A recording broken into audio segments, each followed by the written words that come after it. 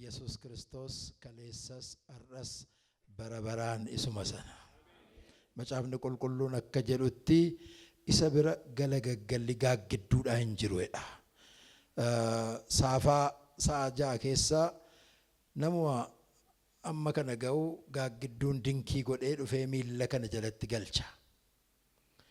Waaree booddee immoo qararoo biyya lafaarra hin jirre fuudhee isinillee magaalaadhaa fooqii rakkamitti isin dabarsaadha malee gama sanaan isin ga'ee laga isin ceessisa. Mana mootuu jirtanii dingata akka tasaa ibsaa yoo badee shaamaa qabsiifattanii mataa keessan kana gaagura shan godhee raatee bal'isee maaliin ta'e ammas hin jettanii naatanitti akka godha. Inni kun isin akkas taataniitu hin ta'in galagaggala gaaggidduuti. Isa bira giruu galagaggalli gaaggidduudhaa hin jiru. Maqaan Waaqayyoodhaa kan eebbifame haa ta'u. Sagalee Waaqayyoodhaa akkuma amma lubi jedhanii walii wajjiniin hirmanna iddoo tokko dubbisuudhaa fi ulfina Waaqayyootiif ulfina dubbii isaatiif ol kaanee dhaabannee sagalee Waaqayyoo iddoo tokko dubbifannee kadhata gabaabaa godhannee yeroo muraasa sagalee Waaqayyoodhaa dhaggeeffannaa. Waaqayyo immoo dubbii isaatiin nutti hin dubbata. Sababiin isaa sababii ankootii fi sababii keessaniif utuu hin ta'in isatu sagalee isaatiin lafa sin lama sadii taatanii maqaa kootiin walitti qabamtan achitti maalin ta'a nan argamaa jedhe. Yaa'ii maqaa isaatiin walitti qabamu kan kabaju Waaqayyoodha. Lafanni jiru immoo waan hundumaatu jira. Paakeejii guutuutu jira, hanqinni tokko hin jiru. Diggisiin namaa harca'ii qisaasama hanqina hin dhabu. Diggisiin Waaqayyoo giruu guutuudha. Maqaa Waaqayyoo ulfaatu. Ibroota boqonnaa 9 lakkoofsa 11 amma 14tti dubbisaa kanin bu'uura godhadhe irratti dubbadhu 12 yoo ta'e iyyuu yaadisaa 11 kaasee hanga 14tti wal qabatee waan jiruudhaaf kutaa sana nan dubbisa. Ibroota boqonnaa 9 lakkoofsa 11 kaasee hanga 14tti. Kiristoos garuu wanta gaggaarii dhufuuf jiraniif angafa lubootaa ta'ee yeroo mul'ate gara godoo isa caalaa guddaaf isa caalaa raawwatamaa keessatti darbe. Godichis harkaan hin ijaaramne waan uumame kana keessaas hin qabu. Kiristoos aarsaadhaaf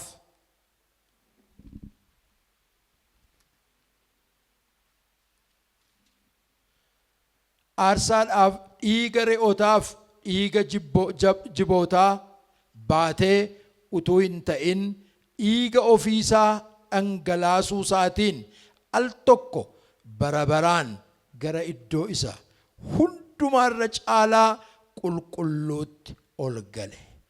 Nuufis furee barabaraa argate. Egaa dhiiga re'ootaaf korommii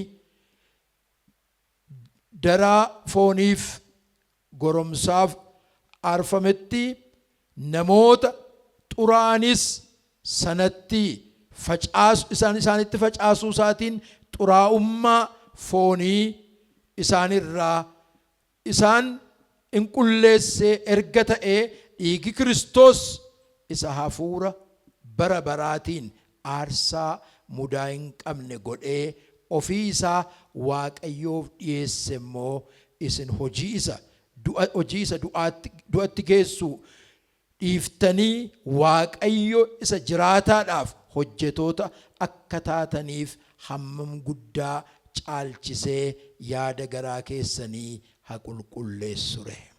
Harka keenya mirgaa ol kaafnee kadhata gabaabaa kadhanna. Waaqa Abrahaam, Waaqa Yisihaaq, Waaqa Yaaqoob, Waaqa raajotaa, Waaqa ergamootaa, Waaqayyo Waaqa jiraataa, Waaqa bara baraa, Waaqa abboota keenyaa, Waaqa durii jirtu, karaa ilma keenya, gooftaa keenya, fayyisaa keenya Yesus Kiristoos, Waaqa keenya, abbaa keenya, furii keenya, gooftaa keenya, jireenya keenya, gaachana keenya, oolchaa keenya, tiksee keenya kan nuu taate galanni siif haa ta'u. dubbii isaa ergee isaan fayyisee badiisa bara baraa isaan oolche jedhamee caafamee jira. Sagalee kee nuuf ergi. Sagalee kee jiraataan jireenya keenya haa tuqu. Ba'aa nurraa dubbii keetiin kaasi. Kallattii dubbii keetiin nutti agarsiisi. Jireenya dubbii keetiin haara'e nu gonfachiisi. Ana dadhabaa garbichi kee dubbii sagalee kee ulfaataa kana akka dubbachuun naaf ta'utti akkan dubbadhuuf hafuura keetiin na gargaari. Sabi kees dubbii ulfaataa dubbii jabaa kan akka dhaga'aniif ayyaana keetiin gargaari. Maqaa fayyisaa keenya gooftaa keenya Yesuus jettee ameen. Nooraa ulfaadhaa. Kutaa kana bu'uura godhachuudhaan sagalee waaqayyoodhaa galgala kana walii wajjiniin ilaalla. Gaggeessitooti waldaa sagalee waaqayyoodhaa akkani iddoo kanatti dubbadhuudhaaf na afeeranii, anis immoo gammachuudhaan waamicha isaanii fudhadhee sagalee waaqayyoodhaa qabadhee fuula keessan dura dhaabadheera. Waaqayyoo isaaniin isa eebbisu. Isinis immoo addana waan galgala kanaaf dhuftaniif waaqayyo isin haa eebbisu. Utuu isin addana jiraachuu baattanii dur bara namni baay'een jirre jaljeessatti lallabameera, saawwatti lallabameera, re'eetti lallabameera, qalameetti lallabameera. Amma immoo namni guutuudha. Barcuma duwwaatti lallabameera. Amma immoo barcuma mana isaa keessaa waaqayyo namaan guuteera. Kanaaf amma seen iddoo tokko tokkotti gubaa'een baay'achuu baannaan ergaa nama xinnoodhaaf hin qabu waan warri jajjadhan jiru. Garuu gubaa'een Iyyasuus Kiristoos kabaju 2-3. Maqaan isaa ulfaatu. Kuni gubaa'ee bakka irra hafaa dhangalaadha jechuudha. Maqaan waaqayyoo ulfaatu. Mata duree akkas jedhu irrattiin sagalee waaqayyoo galgala kana isinii wajjiniin hirmaadhaa. Humna dhiiga gooftaa keenya fayyisaa keenya Yesuus Kiristoos beekuu. Humna dhiiga fayyisaa gooftaa keenya Yesuus Kiristoos beekuu itti gargaaramu. Sababiin isaa dhiiga nuuf dhangala'e. Dhiiga gooftaa Yesuus Kiristoos baay'een keenya waan beennu nutti fakkaataa hin beennu. Kadhata namaa amma barbaannu humna dhiigicha keessa jiru, dhoksaa dhiigicha keessa jiru, iccitii dhiigicha keessa jiru hin barbaannu. Sagalee raajiin mul'ata karaa namaa dhufu amma barbaannu humna dhiiga hoolichaa, dhiiga ilma waaqayyoo Yesuus Kiristoos keessa jiru baay'eetti hin fayyadamnu. Taa'ee hestii jeneralaayis gochuu yoo natti ulfaate iyyuu sabni Israa'el gaaggidduu dhiiga ilma waaqayyoo isa ta'e hoolaa balbala mishichila isaaniitti yeroo dibatanii ergamaan du'aa isaanirraa deebi'e hamma isaanitti fayyadamanii, inni immoo gaaggidduu hin taane gaaggidduu sana hundumaa guutuu inni godhee fannoo irratti ol ba'ee bakka keenya gorra'amee qulqulluu dhiiga isaa dhangalaasee cinaacha isaa waraanamee hamma dhumaatti bishaanni keessaa dhangala'ee dhume raawwatee Elohee Elohee jedhee lubbuu isaa kennee dhiigisaa du'attii kan nama qulleessu, cubbuuttii nama qulleessu, yakkootti kan nama qulleessu, hidhaatti kan nama qulleessu hamma warri sabni Israa'el gaaggidduu sanatti fayyadaman nuyi amantoonni kakuu haaraa hammam akka nuyi dhiigichatti fayyadamnu hin beeku. Garuu dhiigi ilma waaqayyoo Yesuus Kiristoos maayii baasa. Ameen ameen. Dhiigi ilma waaqayyoodhaa raajii caala. Dhiigi ilma waaqayyoodhaa kadhata namootaa caala. Dhiigi ilma waaqayyoodhaa warra itti amananiif bu'aa guddaadha qaba. Kanaaf Ibroota irratti inni barreesse kun maal jedha waa'ee dhiiga isaa kana gaafa dubbatu sababii tokko tokkotu kaasa. Dhiigi ilma waaqayyoo gooftaa keenya Yesuus Kiristoos fayyisaa keenyaa fannoo irratti dhangala'uu isaatiin dhiifama cubbuu argattaniittu jedha. Furamtaniittu jedha. Isa duwwaayyuu mootu hin ta'in hidhaarraa hiikamtaniittu jedha. Dhiifama cubbuu argattaniittu.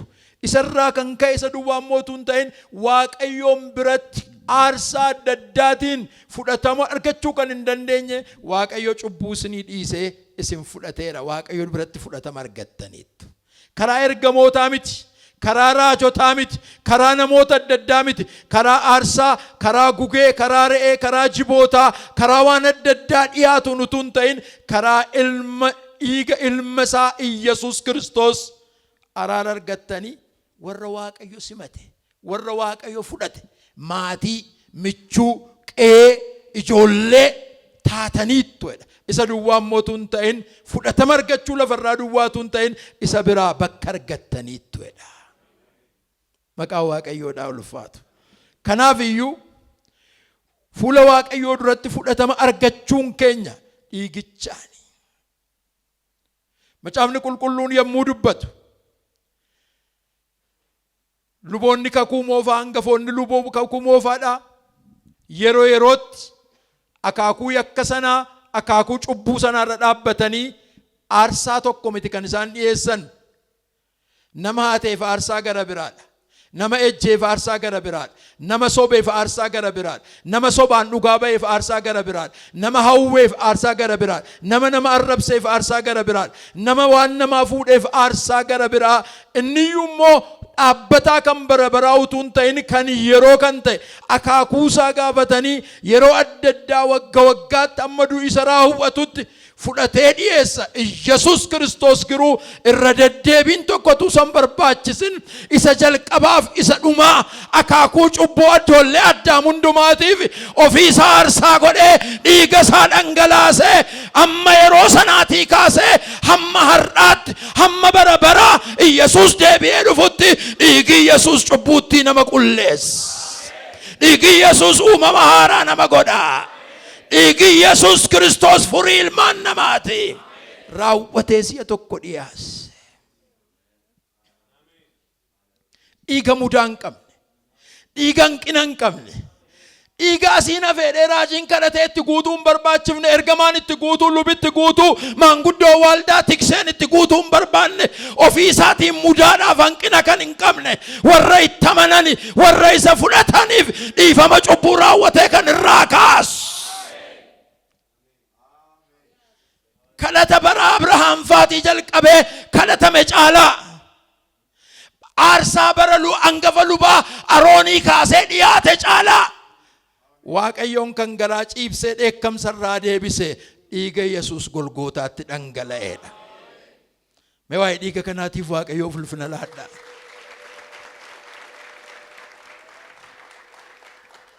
Beettonni macaafa qulqulluudhaa gaafa dubbatan dhiiga gooftaa Yesuus Kiristoos dhangala'uusaa daayimeenshinii afuriin agarsiisu. Dhiigichi namaa fi dhiigichi waaqayyoodhaa fi dhiigichi seexanaa fi dhiigichi cubbuudhaaf jedhu.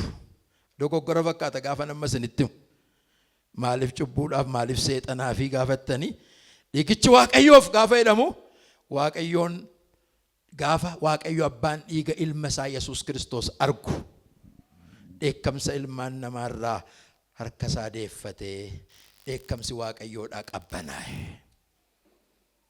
Waaqayyoon kan qabbaneesse aarsaan tokko lafa kana irratti hin argamne hamma dhiigi Yesuus Kiristoos fannoo irratti dhangala'utti. Kanaafitu waaqayyoon garaa kan ciibse ergasii karaa gara biraa waan tokko erguu kan hin barbaachifne dhangala'uu dhiiga ilma isaa Yesuus Kiristoos. Dhiigichi immoo namaaf kan jedhame namni dhiifama cubbuu kan inni ittiin argate giltii konshasiirraa ceephoo sammuurraa fuula waaqayyoo duratti fudhatama kan inni ittiin argate kan inni ittiin haara'e dhiiga Yesuusiin. Dhiigichi cubbuudhaaf kan inni jedhamu gatiin cubbuun gaafatu inni dhumaa kan inni ittiin raawwatee herregi bu'ee waaqa irratti lafa irratti hin raawwate kan jedhame dhangala'uu dhiiga isaatiin. Ergasii ergamooti waaqa irraa namoonni warri fayyan lallabisaan kan ittiin qaban Yerusaalemii jalqabee hamma handaara lafaatti dhiifamni cubbuutii fi furiin maqaa isaatiin lallabadhanii dhiifama cubbuutiif qalbii jijjiirrannaadhaaf waa'ee Yesuustu lallabama. har'as faarsaan keenya warri faarfatan waa'ee dhiiga isaati. Kadhati keenya waa'ee dhiiga isaati. Lallabi keenya waa'ee dhiiga isaati. Amantiin keenya kan inni irratti hundaa'e, doktiriiniin waldaa kiristaanaa kan irratti hundaa'e, kan hundumtuu himamu namni inni adiin inni gurraachi, inni baddaa inni gammoojjii inni badda daree, inni baratu inni hin baranne, adiif gurraachi, inni qabu kan hin qabne, inni beeku kan hin beekne, Waaqayyoon duratti kan inni ittiin fudhatama dhiifama cubbuudhaa argatu dhiiga Yesuus. Qorichi cubbuu dhiiga isaati. Ameen ameen. Mee warri na duukaa jirtan dhiiga Yesuus biratti waan qabatin obboleessa, dhiiga Yesuus biratti waan qabatin obboleetti, dhiiga Yesuus biratti waan qabatin saboota Waaqayyoo, dhiigi Yesuus kophaa gaadha. Dhiifama guddaadhaa wajjin jiru dhugaa waan ta'eef isinitti nima. Bishaan itti kadhatametti amma amantan dhiiga Yesuusitti baay'een keenya naman. Zayitii itti kadhatametti har'amma amma namni zayitii itti kadhatametti amanu dhiiga Yesuus Kiristoos. Zayitii itti amana kadhatame horiidhaan bitta, dhiigi Yesuus giruu si bituudhaaf dhangala'e. Bishaan itti kadhatame warshaadhaa ba'e, dhiigi Yesuus Kiristoos giruu Golgootaarraa gadi coccabe. Har'as warra isatti amanan furii baasaa. Karameellaa chokkolaatii itti kadhatame, amma immoo biyyootti kadhatame. Giraasiiliin kan jedhamu amma biyya Biraazilitti immoo jalqabeera. Fayyina dinqii argachuudhaaf gadi ba'atii akka saawwaa marga dheedaa jedhamee namoonni kun silaa pheenxeen waa'ee raajii qoruun beektu, waa amanuun beektu, nama ta'uu dhiiftee pheenxeen biyya Biraazilii isteetii adda addaa keessaa fayyinaaf jedhanii qullaa gadi ba'anii namni hundumtuu akka saawwaa, akka hore'ee, akka horii, akka fardaa gad jedhanii marga dheedu. Harka kee ol kaaftaa waan siin jedhaa galgala kanaan. Akkati gaddeebitee marga dheeddutuun ta'in daaraa keessaa kan si kaasu, saawwa bineensa ta'uu keessaa, horii ta'uu keessaa kan nu kaase, nama kan nu godhe dhiigi Yesuus har'as fayyisaadha. Dhiigi Yesuus hin hojjeta. Dhiigi Yesuus hin qulqulleessa. Dhiigi Yesuus hin haaressa. Dhiigi Yesuus gaadha.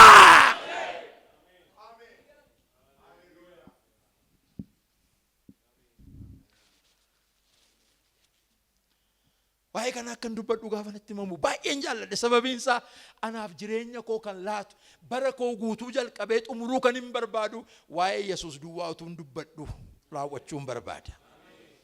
Yesuus biratti waan tokko qabuun barbaadu.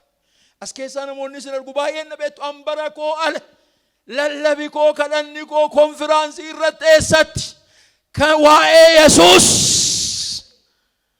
galgala kana misraachoon qaba. Harka kee ol kaaftaa. Dhiigi Yesuus si haares. Dhiigi Yesuus wabii keeti. Dhiigi Yesuus abokaatoo keeti. Dhiigi Yesuus gaachana keeti. Dhiigi Yesuus holqa keeti. Dhiigi Yesuus kattaa keeti. Dhiigi Yesuus gaadha.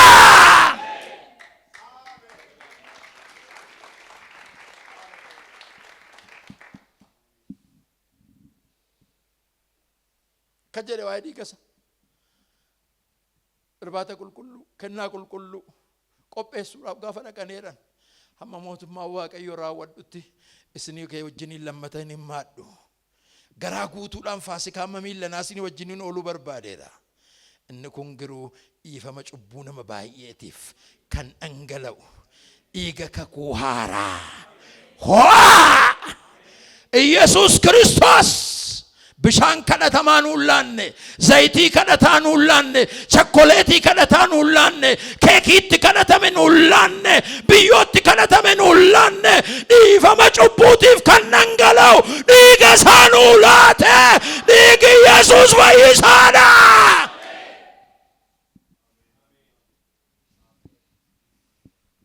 Lallaba keenya fattashuu qabna, faarsaa keenya sakatta'uu qabna, kadhata keenya sakatta'uu qabna. Dhiiga utuu waan amma si'an achi dhufan kanan barin bara dhiiga Yesuus duwwaa beektu obboleettii maal dhabde?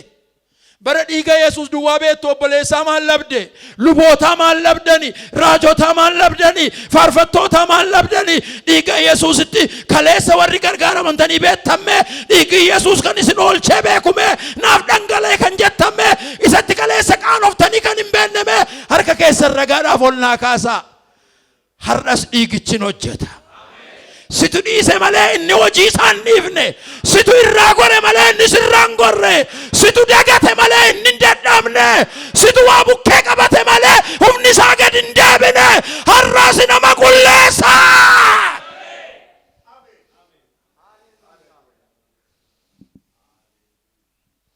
Beektu sin hojiin hafuuraa kibriitii mana jiru katamaatu hin ta'ini abidda akkoon keenya faan dibamee jiru abidda baadiyyaati. Hojiin hafuuraa sin ijoollee katamaati mucaa qotee bulaa gatiin ta'eedhaaf dibaa abiddaa beeka ka gurmee faa miti jechuudha. Ijoollee shogoo ofiin akka anatu caalaa katamaatti dhiyoodha kanaaf inni itti milikkisa waan hin olisa kaasee fakkaate malee. Naa abidda dibaa ganama dibanii guyyaa guutuu waan tokko mana keessa kan hin jirre bookeetirra oola. Akkofaan dhufanii daararraa feleqqaafa godhanii mukukkula lamaan kol kaasan giimii akkamii keessa jira. Hin dibame malee abiddichi hin dhaamne. Hin dibame malee hin ukkaamame malee abiddichi hin dhaamne. Nutu callise malee dhiigichisi abidda sanatti hin fakkaatu abidda dachaadha. Dhiigichi nama qulleessa. Dhiigichi nama haareessa. Dhiigichi ko nama duwwaa miti. Waaqayyo abbaa dura nama dhaaba. Moofaan keenya carqee abaasaa ta'edha miti raajichi. Isa nurraa kan kaase dhiiga hoolichaa. Mee ammayyuu dhiiga kanaaf galata galchaa. Isa dhiiga kana nuu dhangalaase. Aarsaa aroonfaan dhiyeessaniin namni raawwatee ija jaminaa waaqa dura dhaabachuu hin dandeenye. Abbaa jechuu kan danda'an namoota muraasa duwwaa ture. Hafuurri qulqulluun raajota keessaa kan inni dura bu'ee dhufee dubbatee lafa raasee daqiiqaa muraasa ergaa kennee deemu nama muraasa ture. Dhiigi Yesuus Kiristoos giruu isa gurraacha, isa diimaa, isa adii, isa barate, isa hin baranne, isa qabu, isa hin qabne hundumaa dhufee Waaqayyo abbaa dura dhaabe. Positionii keenya nutti geeddare. Dhiiga Yesuus har'as kan hojjetu, kaleessas kan hojjetaa ture, bara baraan kan hojjetu. Ergamaa du'aa wanti tokko Aroon irraa dhaabuu hin dandeenye, Museen irraa dhaabuu hin dandeenye, Iyyaasuun irraa dhaabuu hin dandeenye. Michichila balbala isaanii irratti dhiiga roobsansi gaafa dhufan ergamaan du'aa irraa deebi'e. Inni immoo gaaggidduu dhiiga Yesuus ture mitiire. Amma inni gaafa dhufu immoo erga inni aarsaan sun dhiyaatu re'oonni, hoolonni, jiboonni dhiigi isaanii kan jabbootaa kun erga akka kana godhee nama akka godhe inni mudaa hin qabne dhiigi ilma Waaqayyoo Yesuus Kiristoos immoo akkam caalchise iddoo caalaa qulqulluu qulqullootaa garas kan ta'e fuula Waaqayyoo abbaa dura qullaa dhosse simboo ta'e surraa ta'e ayyaana ta'e golgaa ta'e ba'aa cubbuu kaase waanjoo cabse boqu ol qabee Waaqayyo abbaa dura kan nama dhaabu dhiiga Yesuus. Dhiiga Yesuus. Har'a galgala kana ergaan qaba. Kan faashiniin isaa irra hin dabarre, kan barri irra hin dabarre. Ammayyummaan kan isatti hin dhiyaanne, teeknooloojiin kan gad isa hin qabne, moodernizimiin kan isatti hin deebine, har'as kan hojjetu, sadarkaa barumsaa kan hin gaafanne, laphee isa barbaadu duwwaa kan gaafatu, haxxummaa kan hin barbaanne, amantii gowwummaatiin kan hojjetu, inni Golgootaa irratti dhangala'e dhiigi Yesuus Kiristoos har'as hin hojjeta. Ani pheenxeetti yoomin arabeettu yeroo baay'ee wanti pheenxeetti aaru amma lana garuu እናንተም እንደኛ ሆናችሁ kan jedhamu መጽሐፈ tokko dubbiftaniitu amaara maariffaatiin namichi amantii iddoo gara biraatii bahe tokko isinis akkuma keenya taatanii jedhee macaafa qopheesseera. Maaliif isaan balbala biratti bishaan keewwatu, xabaladhanii waan adda addaa godhatu hin faffacaafatu. Nus maasiitti faffacaasuu kaane, lafa hojiitti faffacaasuutti kaane, makiinaatti faffacaasuutti kaane, ijoolleetti faffacaasuutti kaane, jilgeenfachiisuu dhiifne. Isinis akka keenya taatanii yoo harka kee ol kaaftame inni siif lola'e dhiigi Yesuus Kiristoos. Ameen ameen. Bishaanitti kadhatame iddoo muraasatti naqattee hafaa ituu ofitti buusuu sin barbaadin dhiiga Yesuus gaafatettu isa naa dhangala'e dhiiga kee gaafatettu. Yaadattanii gaafa luboonni maanguddoonni waldaa dhaabatanii kun isa siif cabe foon Yesuus, kun isa siif dhangala'e dhiiga Yesuus gaafa jedhamu waan keessa keessanitti ta'u.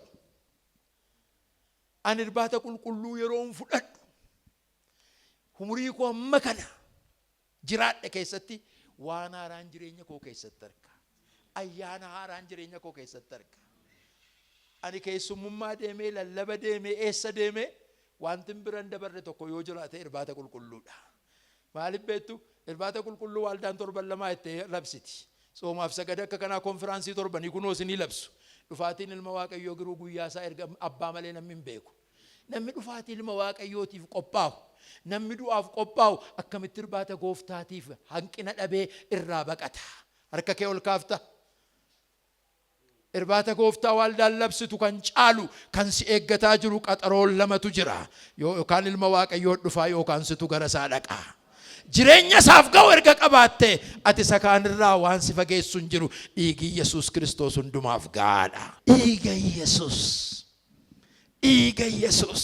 Nadiman faarfattooti faarfatanii gaa'onii lafa buusanii daaqonoonni keessumsiisanii gubaa'ee Waaqayyoo dura bu'anii aarsaa mabaa kurnaffaa walitti qabuudhaaf nama teessisuuf ga'umsa qabaatanii irbaata qulqulluu gaafa dhangaaba isaan baqatanii sokkan. Kamtu caala? Inni sun ikkoo kan irraa baqannu tun ta'in isa ittiin furamneedha. Ani san ittiin furame irraa akkamittiin hin baqadha? Yaadannoo kootiif godhaa, seenaa kootiif godhadhaa sadame ittiin hin oofurame akkamittiin hin baqadha?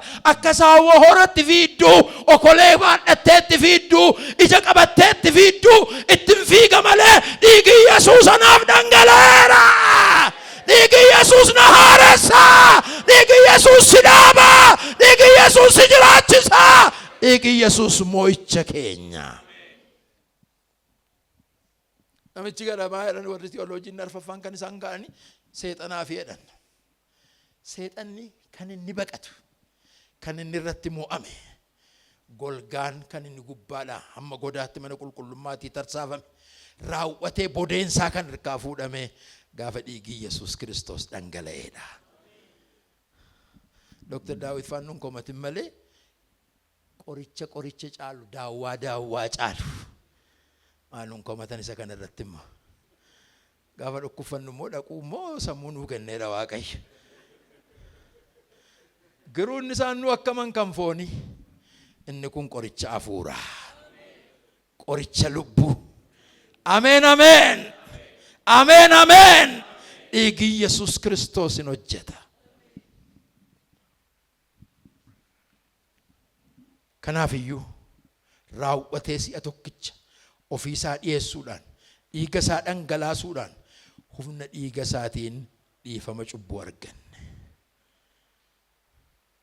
Kanaaf iyyuu dhiigi gooftaa Yesuus humni isaa maal godhe?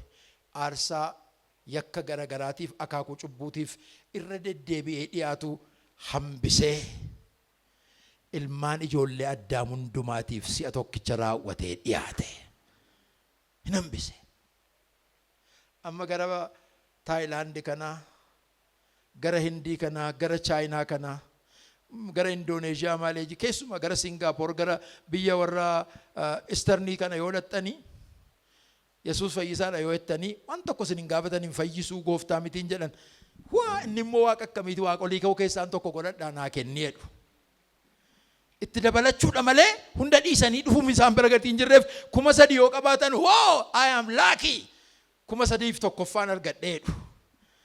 Yesuus Kiristoos garuu waan tokko biratti hin barbaadu kophaasaa gaadha. Amma gara sana gaafa rattanii jettanii haadha manaa fuudhuudhaan waaqa gara biraadhaa wareegu.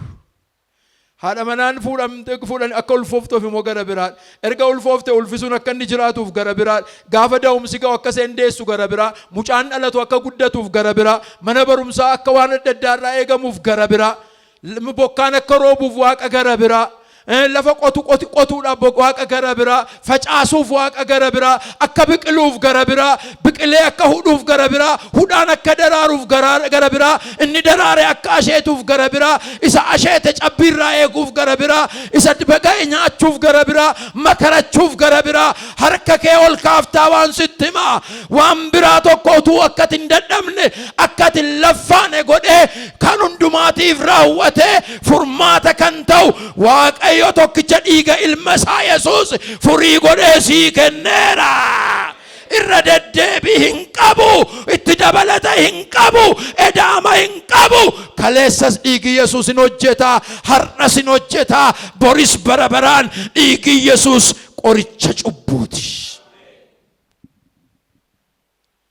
Ewle qomoo isaatiin fuula Waaqayyoo dura dhaabachuu hin danda'u. Ewle sadarkaa beekumsaaf qabeenya isaatiin Waaqayyootti dhiyaachuu hin danda'u. Dhiiga Yesuusiin garuu hundumtuu hin dhiyaata. Kanaaf iyyuu Phexros duraa boqonnaa 1:19 irra gaafa ilaaltan dhiigi Yesuus Kiristoos dhangala'e kun akka dhiiga hoolaa isa mudaa hin qabne jedha. Dhiiga hoolaatiin jedhu akka dhiiga hoolaa isa mudaa hin qabne jedheetu dhiigi dhangala'e kun mudaa hanqina hirdhuu fafa waan ittiin jedhan kan hin qabne furii ilmaan namootaati jedha. Amiin jettu furii ilmaan namootaati kan ittiin furamneedha dhiigi kun jedha. Isaanitu nu bite. Ingiliffisaa baay'ee natti tola. Redeem nu godhe maa jechuudha gabaa gara biraa keessaa authority territory way gara biraa keessaa dhaqee raawwatee dhiiga isaatiin bitee yaa'ee qulqullootaa fuula Waaqayyoo dura nu dhaabe. Kanaaf dhiigi Yesuus Kiristoos gabaa cubbuu keessaa nu bitee Waaqayyoof nu qulleesse. Dhiigi Yesuus Kiristoos yaa'ii aangoo du'aa nurraa cabsee isa jalaa nu furee jireenya bara baraatiin nu ga'e. Dhiigi Yesuus Kiristoos maqaa nutti geeddare. Warra lammata dhalatan ijoollee Waaqayyoo qulqulloota kan ta'u dhiigi Yesuus Kiristoos mudaattii kan nama qulleessu jedha Phexros. Dhiiga akkasiiti jedhee raawwatee dhiyeesseetu fida. Maarqos boqonnaa 10:45 irratti dhaxxanii akka caqasame gooftaan Yesuus bargitu kutaan sun leadershipii tajaajilummaa servant leadership yookaan geggeessummaa gabrummaadhaaf kan qabame gaafa ta'u kan inni xumuru jiru Yesuus Kiristoos tajaajilaa ta'uusaa kan inni ittiin agarsiise miilla dhiquu duwwaadhaan miti. Midhaan baay'isee nama nyaachisuu qurxummii baay'isee nama nyaachisuu duwwaadhaan miti. Galaana bubbee obomboleettii gabjochuu duwwaadhaan miti. Alaazaariin kaasuu duwwaadhaan miti. Dinqii adda addaa gochuu duwwaadhaan miti. Furii ilmaan namootaa godhee lubbuu isaa kennuudhaanitu tajaajilaa ta'uu geggeesse. Kanaaf achirratti gaafa ilaaltan maal jedha? Walumaa gal teoloojii isaa kontekstii isaatiin Maarqos 10:45 gaafa dhaxxanii ilaaltanii dhiigi Yesuus Kiristoos akka geggeessaan furmaataaf ta'u cubbuutti nama furaa. Furii ilmaan namaati. Gaafa achirraa fudhataman leadership is all about solution. Dikteetii miti. Waan gara biraa tokko miti solutionidha furmaata. Inni kanaaf tajaajilamuudhaaf inni humna tajaajiluudhaaf dhufe jedheetu isa dhumaa maal godhe furmaata cubbuudhaa kennee nu tajaajilee jedha. Kana hundumaarra dhaabannee waa'ee dhiiga Yesuus qabxii muraasa duwwaa dubbadheen kadhadhee xumurra.